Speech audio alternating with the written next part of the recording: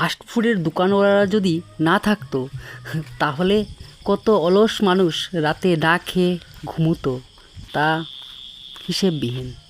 তো আমি তাদের মধ্যে একজন। রাতের খাবার হস্তগত করে ভয়ানক গলি দিয়ে আমি অগ্রসর হচ্ছি আমার রেন্ট রুমের দিকে।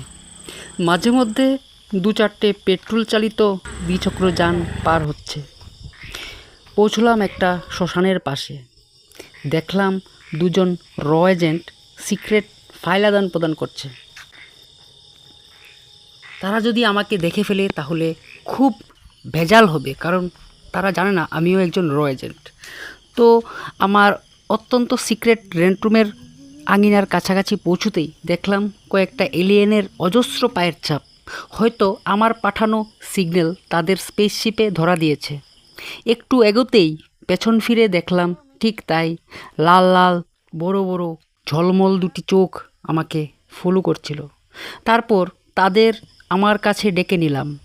তারপর আমি এলিয়েনদের এবং এলিয়েনরা আমার মধ্যে তাদের আত্মা এক্সচেঞ্জ করার পর আমি উল্টাপাল্টা কাজ করতে লাগলাম। প্রথমে গিয়ে আমি সিগন্যালটা বন্ধ করে দিলাম, তারপর প্রচন্ড গরম অনুভব করতে লাগলাম। তারপর আইডিয়া খেলে গেল।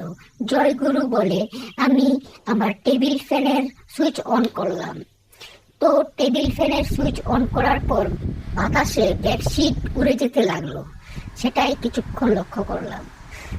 তারপর আমি আমার নাইট স্যুট পরিধান করে নিলাম, কারণ আমি রাত্রেবেলা নাইট স্যুট পরিধান করেই ঘুমাই। তারপর এলিয়েন সিগন্যাল ট্রান্সমিটারে ক্লিক করার সাথে সাথে লোডশেডিং দিয়ে দিল। আর কেন জানি মনে হলো আমিও সুইচ অফ হয়ে গেলাম। তারপর ঘুমিয়ে আমি স্বপ্ন দেখতে লাগলাম বিরিয়ানি যে এনেছিলাম সেটা আমি খাচ্ছি। Good night.